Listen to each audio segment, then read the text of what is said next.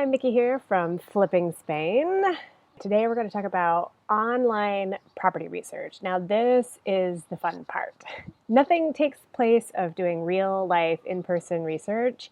Things like how noisy the neighborhood is, what people are doing at different times of day, but a lot can be done remotely. And doing online research speeds up the process so that when you actually do land, you can focus your research and sort of verify the impressions that you've gotten of different areas or different properties. So the top two sites to look at places online for Spain are Idealista. I'm just going to search La Rioja. And the nice thing is you can compare rent prices and purchase prices, which is important when you're figuring out your investment returns. That's something we'll save for another day. Right now, we're just having fun.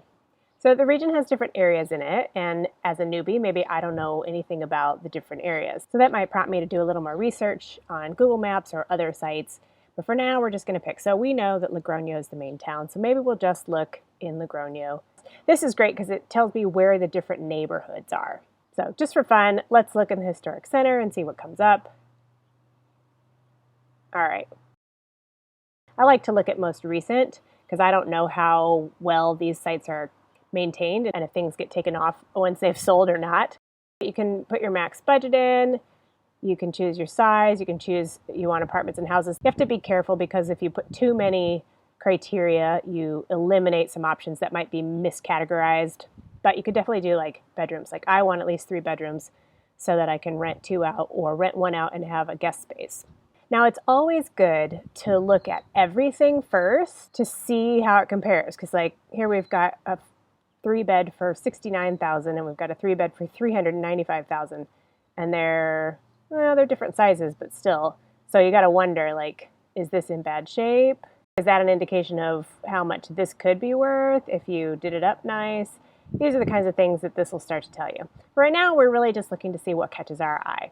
So the other website that's useful is Fotocasa, which is a Spanish site. And you'll see a lot of the same things listed, but it's worth having a look at both just in case you get different results. And they both have different filtering options and different display types. All right, so we've looked at a couple of sites. We've found some things we like. And then this is where you can take it to the next level. So say you find something you like. So I found this village house, which looks really cool. And I've looked at the pictures. So, it's rustic is the word we use, but it's still a lot of space and it's a house, not an apartment. So I'm kind of interested. And it looks habitable, which is also nice. And it has heating. These are the things where photos give you little clues to how updated a property is. So when you want to look at something a little closer, always a good idea to look at the map. First, let's have a look and see where this village even is. So we zoom out. We can see it's not really near Logroño at all. And you'll see this a lot. For privacy reasons, the advertiser has not indicated the exact address, which can make it quite hard. So, but what you can do is you can go to Google Maps, put the satellite on, have a look. So it looks like quite a small town, very rural.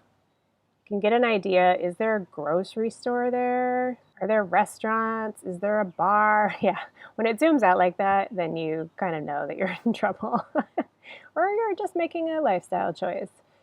Now, if we knew the exact address, say we knew it was this house here, this would be good because then you can sort of see what's around it. So looks like a little vineyard next door, and then there's something right behind it. You are on a road that looks like one of the main roads in the town, so it might be a little noisy. You've got fields across from you, so there might be tractors and things, and same in the city. You can just see, is there an industrial area behind you? What's really great, let's go to Logroño. They're really helpful for real estate because even if I'm not there, all right, say my apartment building's here in this area, I can just do a little street walk. So if I was living in this building here, I'd say, oh, look, there's a car dealership across the street. Now it's a Lexus dealership, so maybe that means it's noisy, but maybe it means there's rich people. And then there's another car dealership. So it's kind of a little industrial area. Maybe that's what I want. Maybe I don't really like that because I don't want to have to walk past these places every day. But I can also see that there's a big grocery store right there. Maybe if I go down this way, I can see there's lots of other apartments in the area.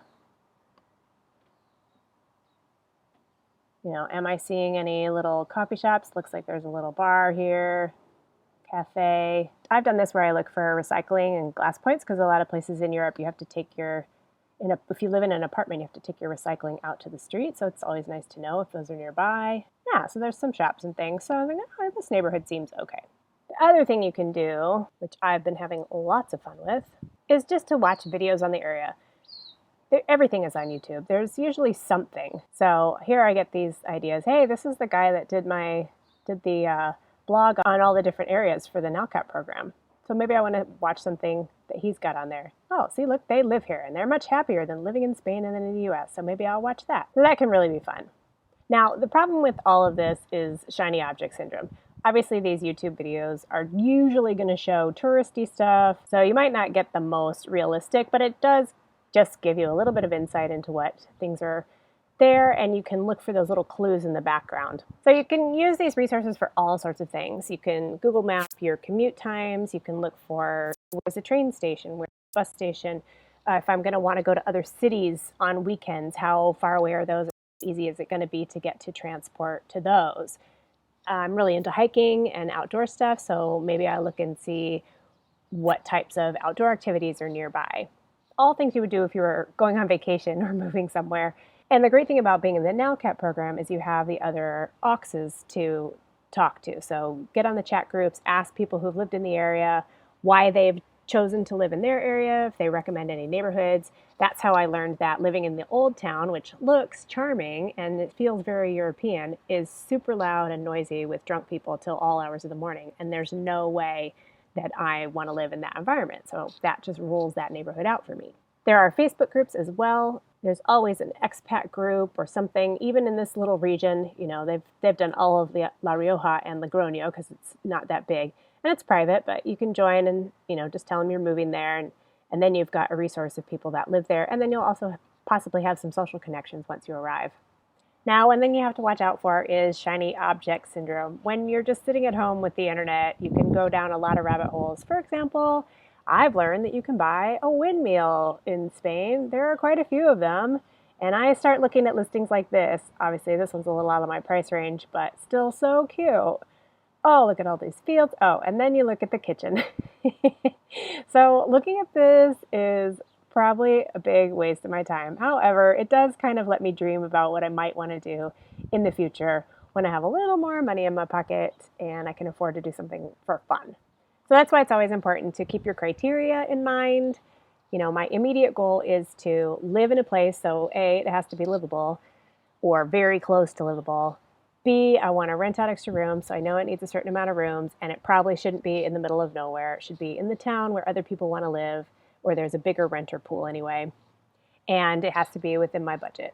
So keep these things in mind. No windmills for me yet. So all this research is quite fun, but it should start to shape your ideas of maybe I could live in this city, maybe I don't want to live in that little village, but maybe I do want to live in this little village because it has a train station and it's very close to the school that I'm assigned in, or whatever it is that you're looking for. You'll also get a sense of the types of amenities that are around and know what will, for example, one of my must-haves is a really good supermarket and hopefully like a fresh fruit and veg Saturday type market where I can get organic produce or at least fresh local grown stuff. Fortunately, in Spain, that happens almost everywhere. You've had a chance to talk to people and get an idea of what has worked for them and what hasn't. And this all helps you make a list of questions and things that you can ask once you actually get there and you're really diving in deep. Now, even while you're still remote, you can go to level 3. If you really like a property or you're really starting to get close to the point where you're going to move in a couple months and you want to start laying some groundwork, you don't want to arrive and then start looking for recommendations. So again, you already have these groups you can talk to and you can just Google stuff. Companies like Remax have offices everywhere in the world, or someone in the office will speak English and you can start at least narrowing down and knowing what your options are in the area that you're headed to. Real estate agents are a great resource. They can help you start to get a sense of how fast things are moving, whether prices are negotiable or not. They can give you their opinions on different areas or different buildings. You should always do your own research, but it's a good starting point. And then you can even start talking to advisors or lawyers to get more detail on the process, because you need to start learning about things like moving money from one country to another, or what kind of taxes, and those things might affect the budget or the type of property that you're looking for. So we're going to go into that more in another video, I promise. But until then, get out there on the internet and start looking around just for fun. You might not be moving to Spain, but that doesn't mean you can't look at properties online. If you find something really cool, let me know. It might be worth a look. Anyway, I'm going to keep shopping and building up my list of properties to look at once I get to Spain. If you enjoyed this video, please like and subscribe, and I will see you next time.